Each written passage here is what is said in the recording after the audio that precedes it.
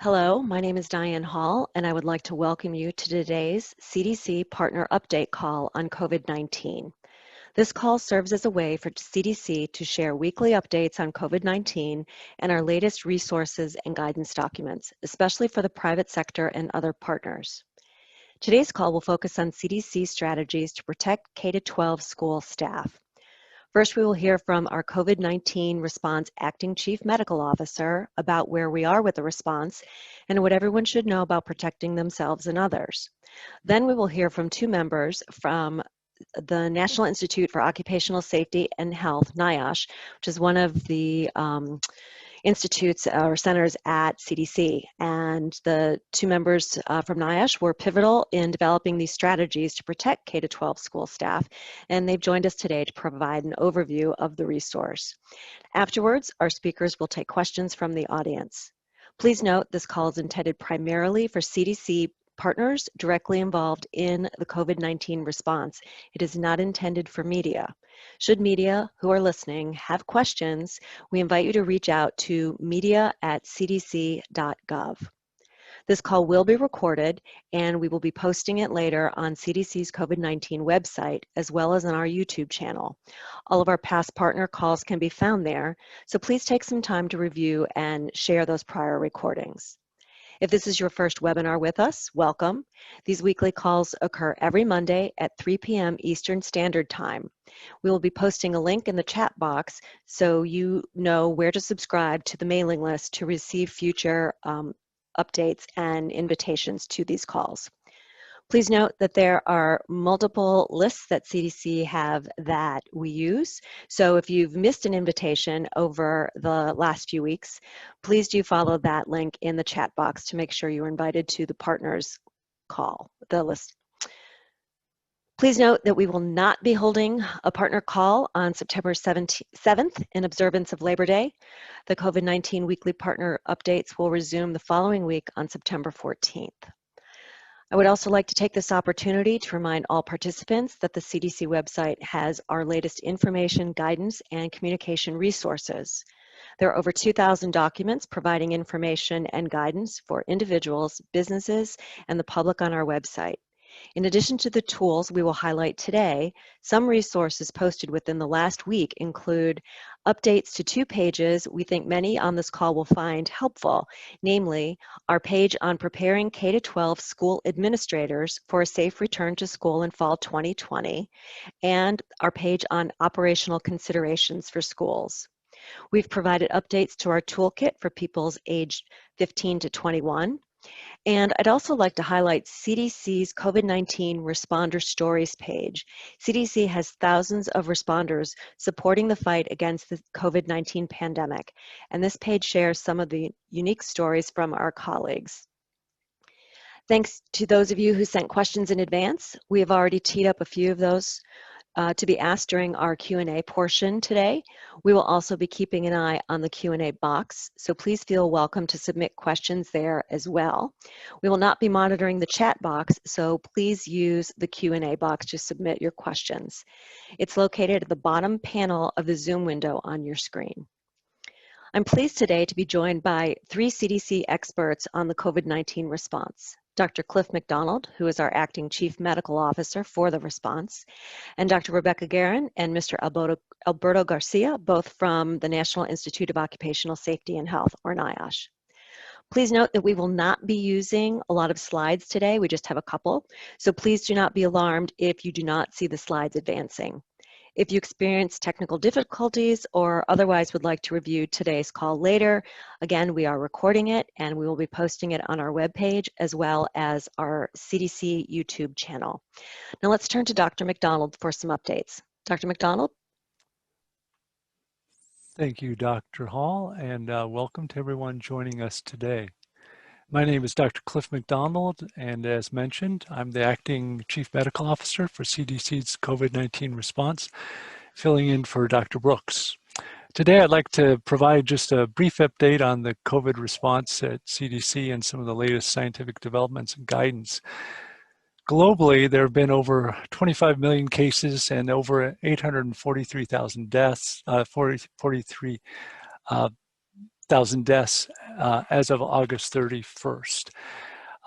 Here in the US, there have been over 5.9 million confirmed and probable cases reported to CDC, and tragically over 182,000 deaths, which represent nearly 25% of all cases and deaths reported worldwide since the beginning of the pandemic, which is also more cases and deaths than contributed by any other country. 291,000 of these cases have been identified in the last 7 days. Recent data suggests that as a nation, we are in a decline in the number of daily cases. Over 3/4 of states, or about 3/4 of states, have declining or plateaued cases. However, the number of daily cases across the nation still remains approximately twice what we were seeing back in mid to late June. Of course, as changes in deaths typically lag behind changes in diagnosed cases, the declines in deaths we're seeing are less than the declines in cases. The degree of reductions in this current phase of the pandemic will continue to vary by state. The daily numbers of both cases and deaths remain quite high, and achieving control nationally will continue to depend on a strong public health response, including increased access to testing with shorter turnaround times of results for those who need it, and widespread adoption of non-pharmaceutical interventions such as social distancing, hand hygiene, masking in public, especially when you can't stay 6 feet apart from others, covering coughs and sneezes, and avoiding touching your face, routine disinfection of high-touch surfaces, increasing ventilation, and of course, monitoring yourself and others for illness. We encourage you to visit CDC's COVID View for a weekly summary and interpretation of key indicators that have been adapted to track the COVID-19 pandemic in the United States. Now I want to turn to discuss a few recent MMWRs. As you know, scientists around the country and the world are working diligently to better understand how COVID-19 illness affects patients and communities. So I want to share some of what we've learned in the last 2 weeks from 2 reports from CDC that CDC has published in the Morbidity and Mortality Weekly Report. First, I'd like to highlight findings from an August 26th report titled Preventing and Mitigating SARS-CoV-2 Transmission, 4 Overnight Camps, Maine, June through August 2020. This MMWR highlights the thoughtful and prudent public health practices used by 4 overnight summer camps in Maine and reinforces how powerful everyday preventive actions are in reducing and keeping COVID-19 transmission low. During the 2020 summer camp season, 4 overnight camps in Maine with 1,022 attendees from 41 states and international locations implemented a multi-layered prevention and mitigation strategy that was successful in identifying and isolating 7 asymptomatic COVID-19 cases, quarantining their cohorts, and preventing secondary transmission. The non-pharmaceutical interventions included pre-arrival quarantine, pre- and post-arrival testing and symptom screening, cohorting, use of masks, physical distancing, enhanced hygiene measures, cleaning and disinfection, and maximal outdoor programming. Although no single intervention alone is sufficient to prevent all SARS-CoV-2 transmission, the diligent use of multiple non-pharmaceutical interventions allowed these camps to prevent transmission and quickly identify campers or staff members with SARS-CoV-2 infection to successfully mitigate spread.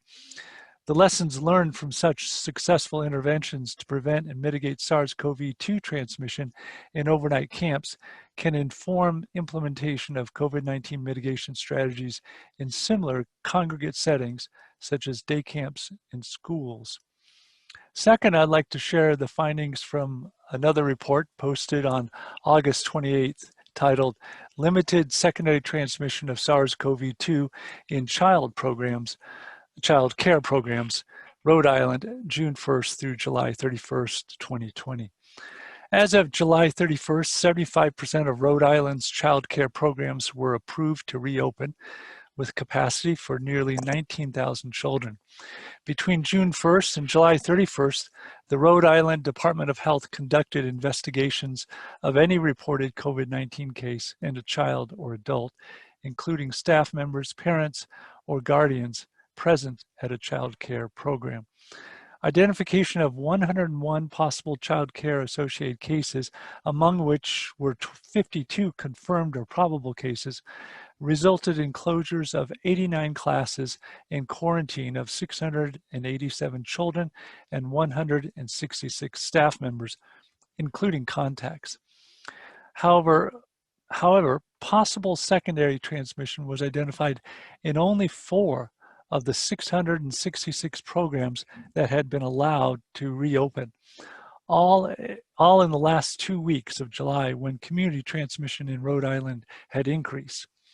The apparent absence of secondary transmission within the other 662 child care programs was likely the result of Rhode Island's response efforts to contain transmission and child care programs' adherence to Rhode Island Department of Health requirements, in particular setting maximum class sizes and use of face masks for adults. Adherence to current CDC recommendations remains critical to reducing transmission in child care settings, including wearing of masks, limiting mixing between established student-teacher groups, staying home when ill, and cleaning and disinfecting frequently touched surfaces. Before we move to today's speakers, I'd like to remind everyone that the 2020-2021 flu season is coming up. With rare exceptions, the CDC recommends annual flu vaccination for everyone 6 months of age or older, especially during COVID-19. I encourage you all to get your yearly flu shot and encourage all partners on this call to support flu vaccination efforts within your organizations. September and October are great times to get the flu vaccine. With that, it is now my pleasure to hand you over to my colleagues, Dr. Rebecca Guerin and Mr. Alberto Garcia, to share information about CDC's strategies for protecting K-12 school staff. Thank you, Dr. McDonald. Good afternoon. I'm Dr. Rebecca Guerin. I'm a research social scientist and Deputy Branch Chief of the Social Science and Translation Research Branch within the Division of Science Integration at NIOSH CDC. Thank you all for joining us today. I will be discussing CDC strategies for protecting K-12 school staff alongside my colleague, Alberto Garcia, who was my co-pilot in developing these strategies together with a group of subject matter experts from across the agency. Alberto, did you have anything you wanted to add from the top?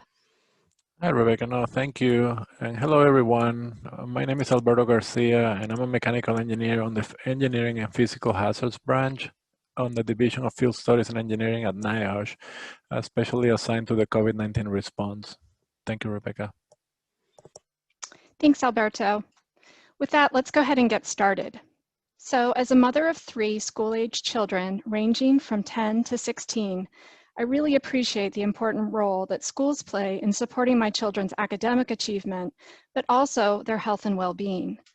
As a NIOSH researcher who has for many years been conducting school-based interventions in some of the largest and most diverse U.S. school districts, I also appreciate that schools are a unique and very complex workplace for people with many different roles, from teachers to school nurses to janitorial staff. On August 20, CDC released the strategies for protecting K-12 school staff from COVID-19, as Dr. Hall mentioned.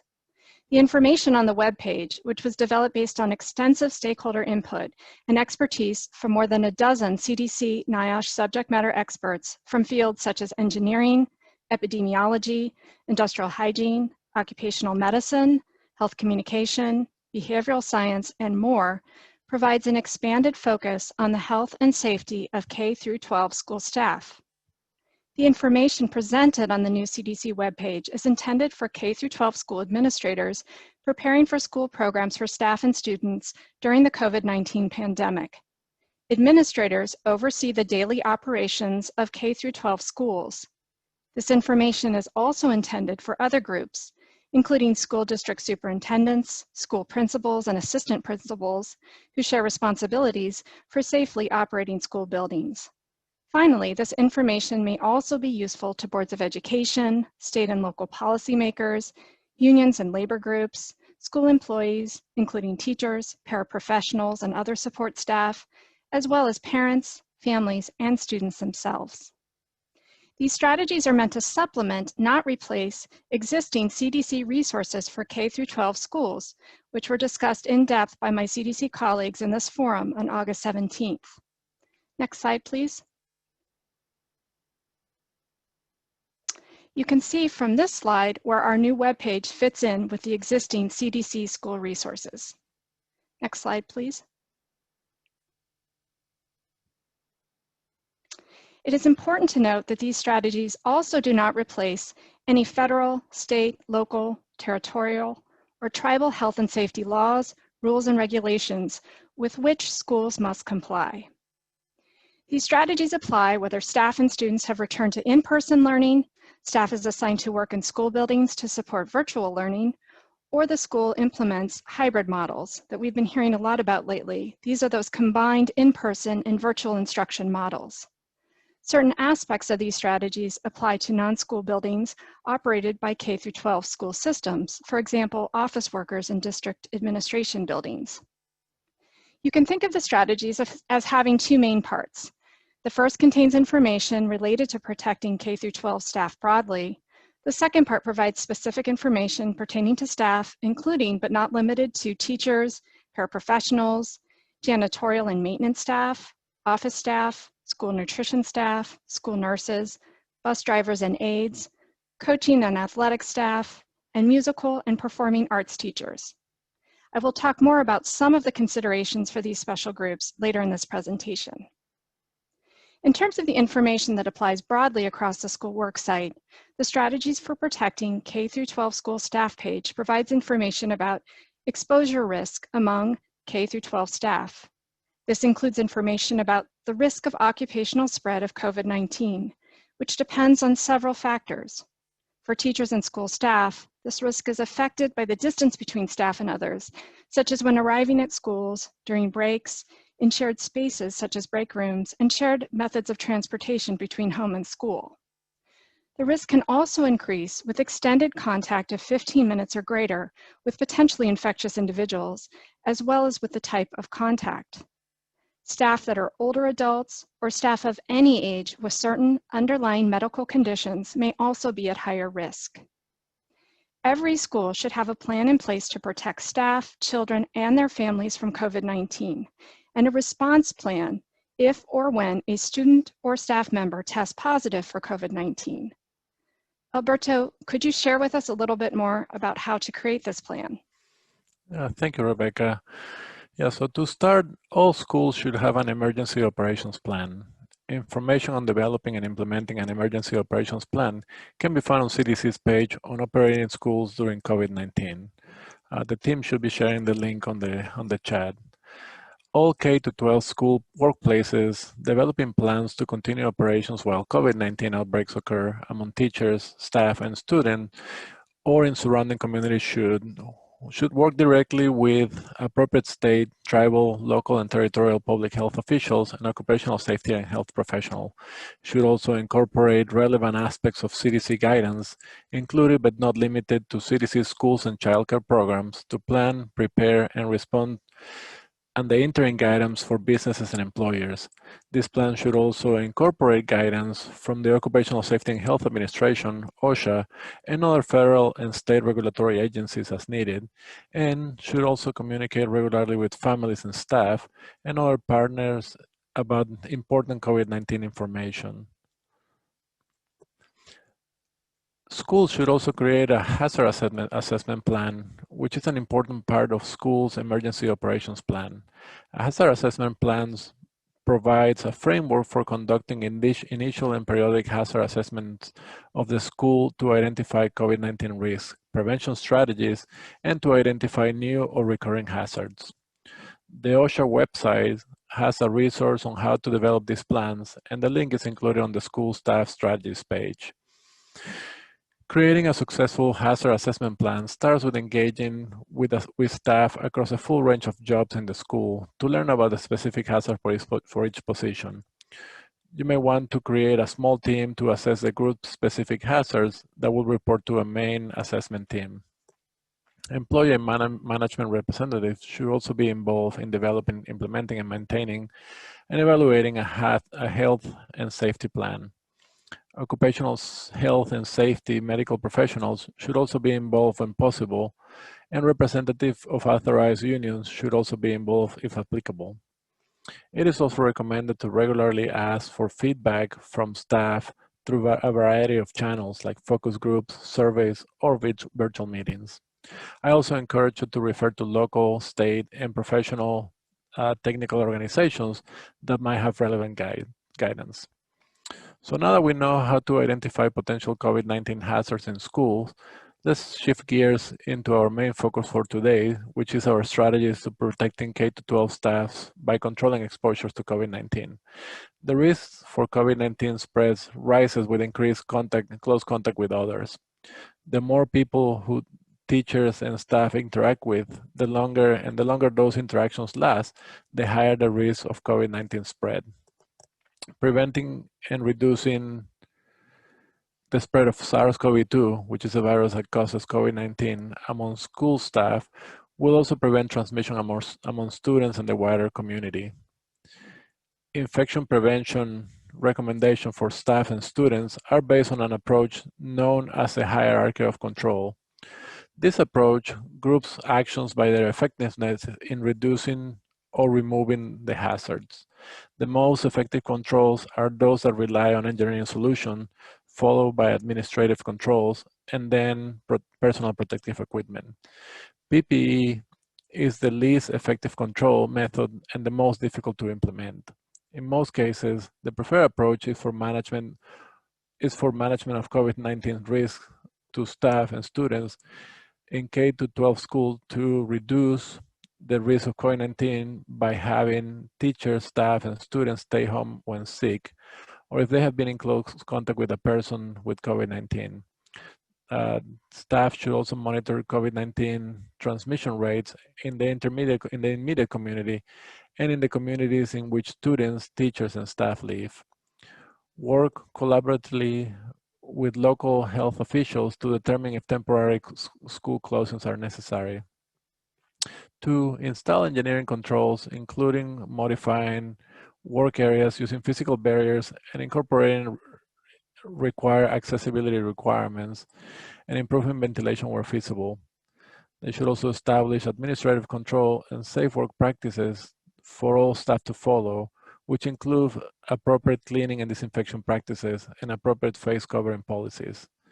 And they also should provide PPE in accordance with the school administrator's worksite hazard assessment to protect staff from hazards not controlled by engineering or administrative controls alone. An example is school health staff, and janitorial and maintenance staff. There are a variety of strategies that can be used to address each of these recommendations for infection control and infection prevention. Since our time today is limited, I'll be skimming the surface with a few of these examples.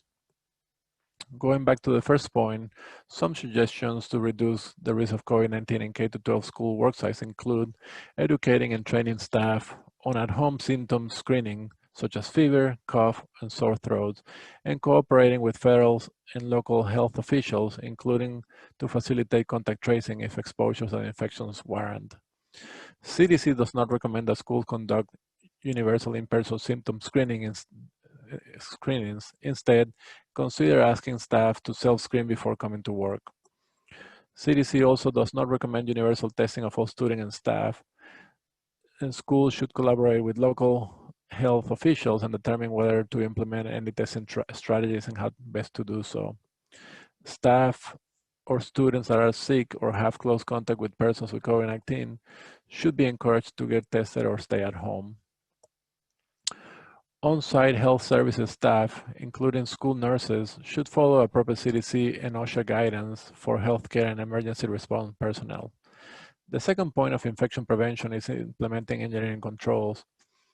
These include strategies such as water systems, modifying layouts, physical barriers, and guides. Increasing ventilation is a critical prevention strategy, and consider steps to increase the delivery of clean air and dilute potential contaminants, such as increasing outdoor air ventilation by opening windows or doors, or holding classes outside if weather conditions allow.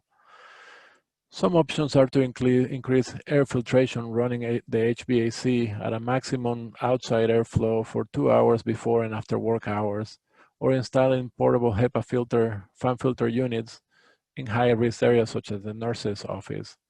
Consider portable high-efficiency air HEPA filters systems to enhance air cleaning, especially in higher risk areas such as the nurse's office. Also consider using ultraviolet germicidal irradiation, UVGI, as a supplement to help inactivate SARS-CoV-2, the virus of SARS-CoV-2, especially if options for increasing room ventilation are limited. If applicable to your school situation, consult with an experienced HVAC professional when considering changes to your HVAC systems and equipment. The third point for infection prevention is administrative controls. Some important options for administrative controls are staggering and alternative scheduling, closing indoor common spaces, and implementing cleaning and disinfection protocols. K-12 administrators should consider strategies to reinforce the use of masks, physical distancing, and cohorting, as well as instituting flexible leave policies. K-12 staff should be trained on how to reduce the spread of COVID-19 with instructional materials in accessible formats and in languages other than English if needed. Administrators should also offer options such as telework, modify work responsibilities, or temporary reassignment to staff at risk for severe illnesses from COVID-19 or with household members at increased risk. The fourth and final point for infection prevention is personal protection equipment, or PPE. Employers are responsible for providing a safe and healthy workplace. When engineering and administrative controls cannot be implemented or are not fully protective, employers are required by OSHA standards to determine what PPE is required for staff according to their specific job duties, and to select and provide the PPE to staff at no cost if required. Employers must also train their staff on hazard identification and the correct use of PPE. Note that cloth masks are not PPE, and in the case of PPE shortages, administrators should consider further engineering and administrative controls to reduce the need of PPE. I'll pass it back to Dr. Guerin. Thanks, Alberto. So now that we have that context, I wanted to highlight additional special considerations for 3 groups of K-12 school staff about whom we've received many questions over the past few weeks. Again, due to time constraints, I will not be able to touch on all of the strategies or all of the occupations covered, and encourage partners to read the strategies website closely. The first group is school nurses and other school-based healthcare professionals. Similar to other school employees, school nurses and healthcare professionals should be familiar with the general recommendations for all school employees.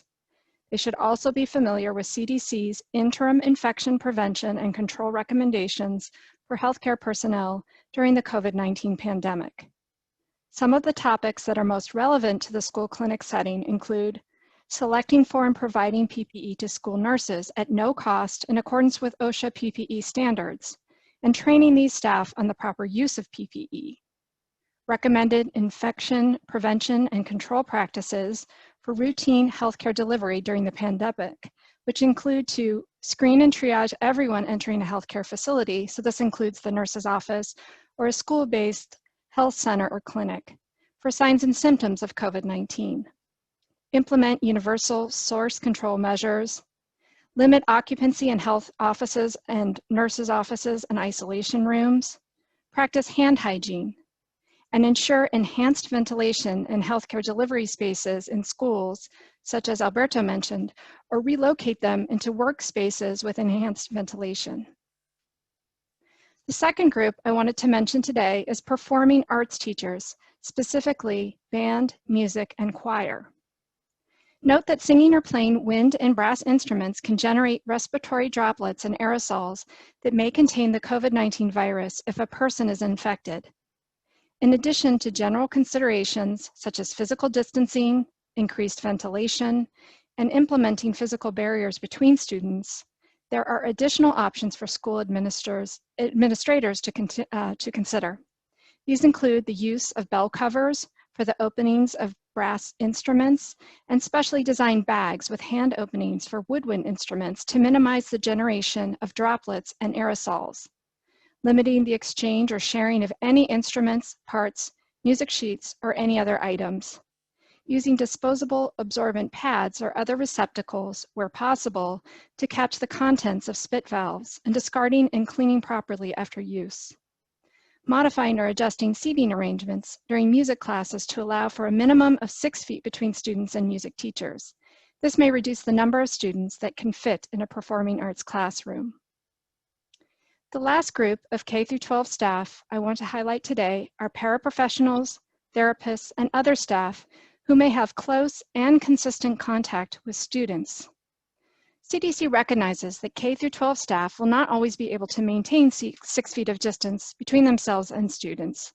These teachers and staff are considered to be in the same general risk category as direct service providers who provide similar services outside of the school setting. In these cases, additional control measures should be taken, such as using physical barriers to separate staff and students from each other in classrooms and other shared spaces, and reducing exposure amount by reducing daily caseloads where feasible. Administrators may also consider whether service providers may need additional protective equipment for some interactions with students.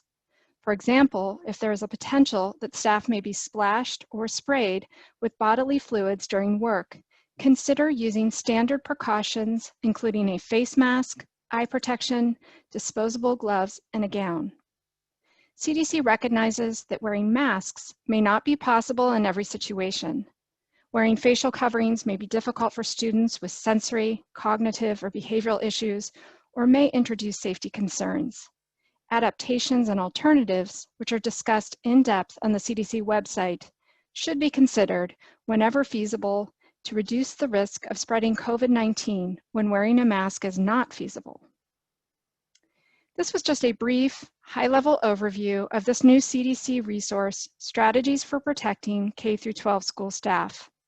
I invite you to visit our website and to feel free to email us at eocevent, E-V-E-N-T, 337@cdc.gov with any follow-up questions. In closing, school administrators working together with local health officials, parents, employees, and recognized employee representative organizations play an important role in slowing the spread of COVID-19 while protecting students, teachers, staff, and communities. We hope that the information provided on the Strategies for Protecting K-12 School Staff webpage will assist them in these critical efforts. With this, we complete the overview of this new resource, and I will now hand it back over to you, Dr. Hall. Thank you. Thank you, Dr. McDonald, Dr. Guerin, and Mr. Garcia for sharing those updates. That was a lot of information. That was a high-level update. I really highly encourage people to check out the resources. We've been posting the links in the chat as they've been mentioned. So we're moving into the part of our call that is question and answer, and we did receive some questions in advance, so we're going to start with a few of those. We do see some questions coming into the Q&A box, and we are monitoring that, so please feel free to submit your questions. So the first question is for Dr. McDonald. Is the 15-minute standard to be classified as a close contact cumulative? Well, thank you for that. First, I'll just say that we really don't have enough data to define the precise duration and time that constitutes a prolonged exposure. Recommendations do vary on the length of time of exposure, but 15 minutes of close exposure can be used as an operational definition, and it is intended to be total or cumulative and not simply consecutive. The 6 feet for 15 minutes rule is a best estimate based on our experience with respiratory pathogens such as SARS. Brief interactions are less likely to result in transmission. However, symptoms and the type of interactions are important. For example, if someone sneezes or coughs on you, well, that is a close contact. And in general, I think about exposure like getting a sunburn. We want to minimize exposure over a period of time. Over. Thank you, Dr. McDonald. I did see a question in the Q&A asking for some additional clarification. So Alberto, you mentioned that cloth masks are not considered PPE. Could you clarify that? Yeah, hi, thank you. So yeah, thank you for your question. And that's a question that we get quite often, and there seems to be a lot of confusion. But cloth face coverings, they're not considered PPE in the fact that they don't filtrate the small tiny particulars like an N95 or a P100 would. What the cloth face coverings do is provide source control and to protect the others. So the idea is that the cloth face covering would actually capture a lot of the droplets that the wearer is actually emitting when talking or singing or doing any activity around other people, and trying to minimize the amount of droplets that the wearer is actually emitting. So cloth face coverings are just considered source control and not PPE itself. Over. Thank you. The next question is for Dr. Guerin. What are some strategies that K-12 school administrators can use to support the mental health and well-being of K-12 teachers and staff during this pandemic? Thanks, Dr. Hall. This is such an important question, and I appreciate the opportunity to discuss it a little bit. So on the August 17th partners call, Dr. Brooks discussed how Americans, as well as people worldwide, have faced substantial mental health challenges related to COVID-19, such as anxiety or depressive disorders. He also talked about trauma or stressor-related disorders, substance use to cope with stress or emotions related to COVID-19, just to name a few. So the strategies that I've been talking about today, released on August 20th, provide some considerations for school administrators to protect and support the mental health of K-12 teachers and staff during the pandemic. This is by no means an exhaustive list that's provided, but it does include some important ideas, such as to provide mental health benefits to staff, to circulate information about district's employee assistance plan and any mental health and counseling services that might be available. Some other ideas include implementing flexible sick leave policies and practices, evaluating changes to work design. So during this stressful time, to eliminate non-essential tasks or consider doing that so staff can focus on the critical ones. Another idea is supporting coping and resilience. So encouraging teachers and school staff to talk with people they trust about their concerns and how they're feeling. This might also be important to post signage throughout the buildings for disaster distress, the disaster distress helpline. I have the number here, which is 1-800-985-5990, or text Talk With Us to 66746. Another idea is fostering wellness, so considering holding staff meetings that focus on mental health awareness if facilities allow for the appropriate social distancing during these activities. Another thought is to connect. If remote work is necessary, remember, that physical distancing does not have to mean socially distant. So using virtual platforms, such as the one we're using today, to continue team building and staff meetings can be good for morale. Some other ideas include providing training. So offering training and technical support for new job demands may help to reduce stress. Modeling healthy behavior, encouraging all school leaders to take care of their own physical, social, and psychological needs. So these are just some of the ideas that we have included in our strategies information, and more information and additional links to the information on coping and stress during the COVID-19 pandemic can be found on the CDC website, and I think one of the links might have been posted for that website as well in the chat. Over, thanks. Thank you, Dr. Guerin. That was really helpful information. As we've been monitoring the Q&A, we see quite a few questions for Alberto. So one of the questions is, what is your recommendation for older school buildings that lack functional HVAC systems? Yeah, thank you for that question. And that's another good question that we have had to provide a response multiple times during our deployment and the response. But so the recommendation is to open doors and windows as much as possible to allow as much outdoor air as you might be able to bring in the space. But also we understand that a lot of states might be coming into colder weather. So we are a big proponent of portable HEPA fan filter units. These units are recirculating units, and the output or the exhaust of these units is virtually 99.9% particle free. So by implementing these, a couple of these units per classroom, you're actually reducing the particle count on the space. So if I had to make a recommendation on what to use, I would say a portable HEPA filter would be high on my list if I could. Over. Thank you. Oh, this one's for you also. So for school buses, what are some ways that we can protect bus drivers and students who are riding the bus? Yeah, so school systems can implement a number of strategies to reduce the risk of transmission on buses.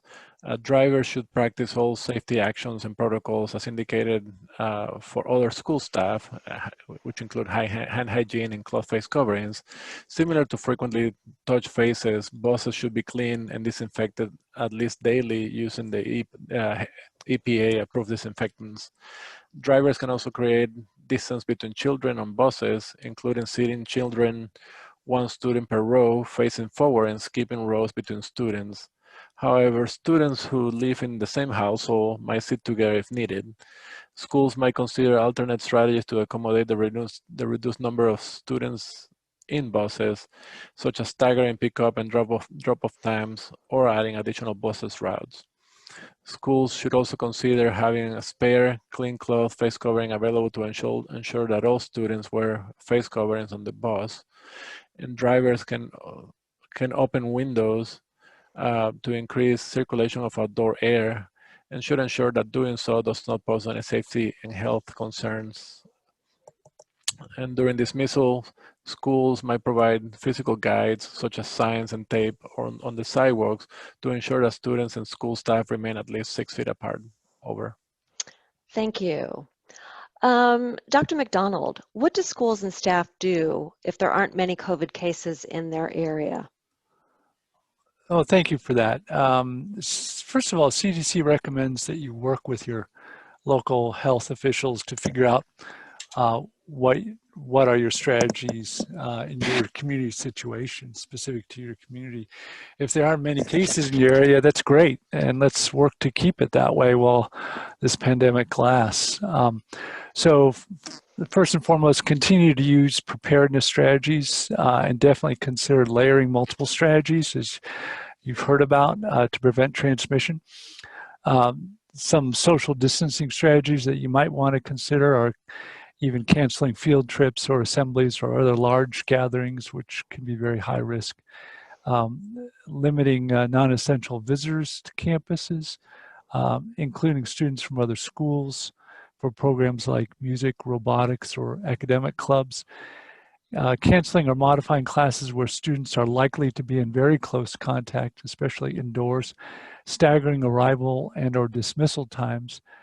Teaching students, staff, and their families to maintain 6 feet of distance between each other in school. This is especially important if cases go down so that people don't get out of those habits. And of course, increasing the space between desks to at least 6 feet. Over. Thank you, Dr. McDonald. The next question is for Dr. Guerin. What can school staff do to protect themselves and others from getting sick with COVID-19 at work?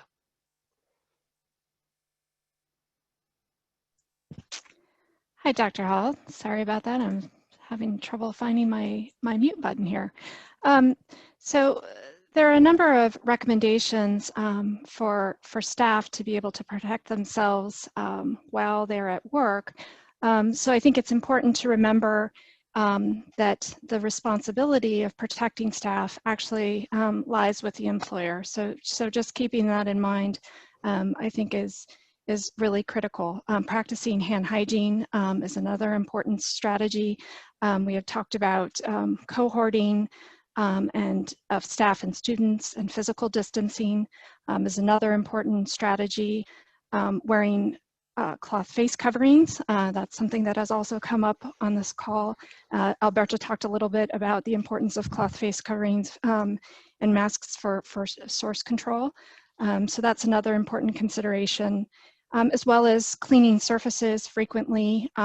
So this includes door handles and shared equipment, also limiting the sharing of equipment amongst teachers and staff, such as could be sporting gear or any other kind of shared equipment that might typically be given between classes or used communally. This would be another way to protect staff from the potential spread of COVID-19 in the school environment. Over. Thank you, Dr. Guerin. So related to that, should teachers be wearing gloves at work? Thank you. So I talked a little bit about this in my talk. So at this time, there's not a general recommendation for the wearing of gloves.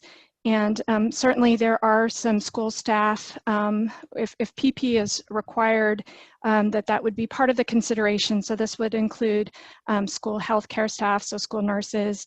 I talked a little bit about the provision of PPE for them, as well as the janitorial staff. So if it's required, if PPE is required through the hazard assessment that Alberto talked about earlier, that might be another group that would require the use of gloves for their daily work. Thank you, Dr. Guerin. The next question is for Dr. McDonald. What should schools do if a staff member or their family member has recently traveled to an area with COVID-19 transmission in the community?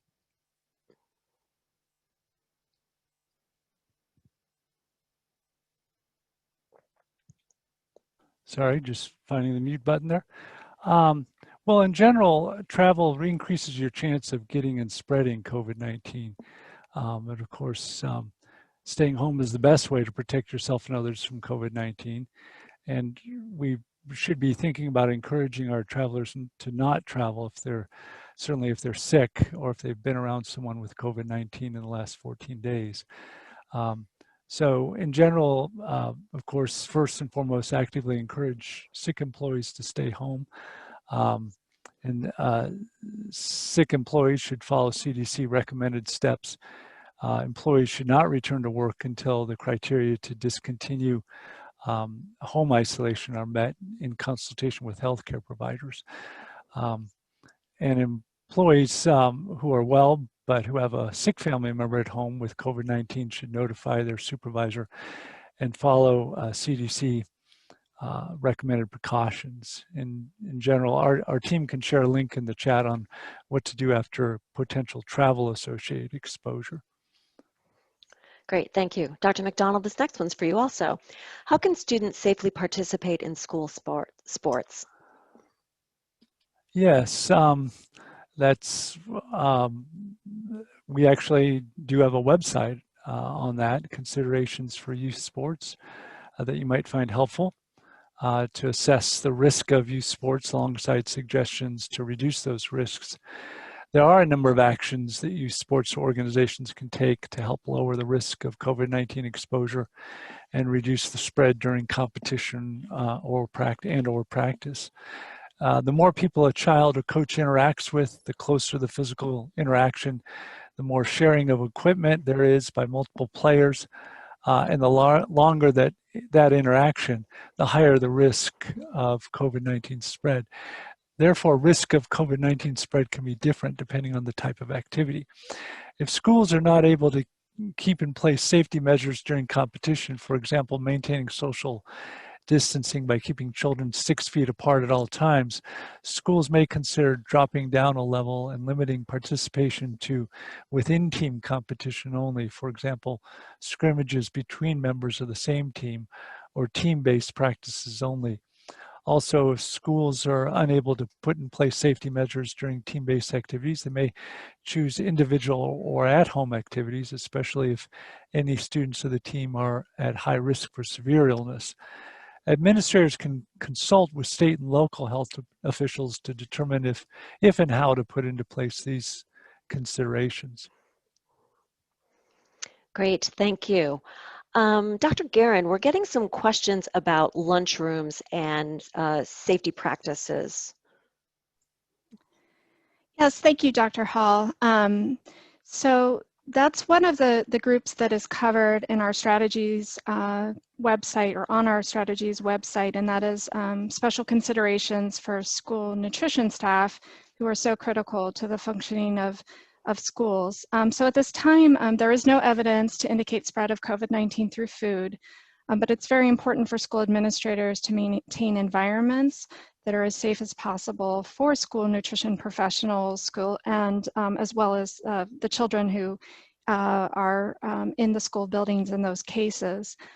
So we do provide some guidance for school administrators, and I encourage everyone to look at the links for the other CDC school websites that we have available, as there's more information related to protecting children in the context of the school cafeteria. But some of the guidance that we have on our website about supporting school nutrition professionals and how they can be protected include some of the following actions. So as feasible, having children eat meals in classrooms or outdoors while maintaining social distance as much as possible instead of in the communal dining halls or cafeterias. Limiting offering of self-serve food or drink options such as hot and cold food bars, salad or condiment bars, and drink stations. Prepackaged meals is one of the options, or one of the ideas that is provided for that. Creating physical barriers to protect school nutrition professionals from those they serve, including students and also importantly other school staff. Using tape to mark workstations so that they maintain distance, 6 feet apart in kitchens, and at food delivery points where interactions with students or staff may occur. Cleaning and disinfecting frequently touched surfaces such as kitchen countertops, refrigerator handles. I know we got a question about microwave handles as well. So just all of those frequently touched surfaces, it's important to clean and disinfect those regularly. Training nutrition professional staff and protecting themselves and others. This could be conducted either virtually or in person, ensuring that physical distancing is maintained during that training. Posters are important in communal spaces, including kitchens, on staying related to staying home when sick, and cough and sneeze etiquette and good hand hygiene, as well as we've mentioned many times now, but providing or the use of appropriate cloth face coverings or masks and gloves or other appropriate equipment to provide protection. So the glove question came up earlier, so this would be another group where that might be a consideration. And I think I will leave it there, but I would like to refer everyone to that website. And we also have another website for school nutrition professionals, a CDC website. So those are great resources for learning more about protecting this critical staff group. Thank you, Dr. Guerin. I'm seeing quite a few questions about masks and a couple about face shields. We're going to post in the chat a web page that we just released last week that talks about different considerations for selecting, wearing, and cleaning your mask. There's some really helpful information on there. We are getting some questions about masks protecting the wearer. Dr. McDonald, could you weigh in on that, please? Certainly, yes. You've heard about cloth face coverings or masks that are not personal protective equipment. They're not scientifically developed specifically to protect the or certified and part of a respiratory protection program to protect the wearer. But the idea of source control is that if they're used by everyone, or even most people, they benefit everyone. So including preventing, and remember this also, that preventing transmission between employees. Employees in a school-based setting can serve as sources as well as be at risk. So that's the point there, that putting a cloth face covering on or wearing one prevents you from transmitting to others. And if we get everyone to do this, we're all benefited. Over. Thank you so much, Dr. McDonald. We're getting near the end of our time, so I'd like to ask each of our presenters if they have any additional closing remarks or additional thoughts that they'd like to share. Dr. McDonald, you just started, so we'll go in reverse order. Mr. Garcia, any final thoughts you would like to share with the audience? No, other than thanking the opportunity to share some of the research and guidance that we had, or knowledge that we have put together, and we hope that it's helpful for everybody. Thank you. Dr. Guerin.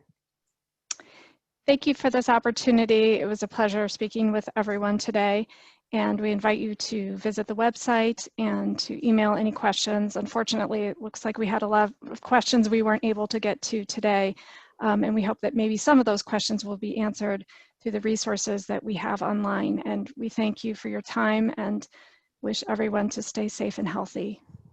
Thank you, Dr. Guerin. Dr. McDonald. Yes, I'll just say one more time, remember, get your flu shot. This is a great time to be thinking about that. Great, thank you. I do want to add that we do receive a report of all the questions that were posted in the Q&A, and this is a challenge each week. We're never able to get to all the questions, but we do read through them, and they're very helpful for the team in helping us think about additional topics for future calls. So thank you for sharing those. Thank you to everyone for joining our call today. We have been recording it, and it will be posted online on our webpage. It will also be on our YouTube channel page. We did include the link to subscribe to the partner updates, so please join that list so that you will get these invitations directly. We will not be having this partner call next week, September 7th, in observance of Labor Day. Thank you again, and please join us when we resume the calls again on September 14th, where we will be discussing caregiving during COVID-19. Thank you.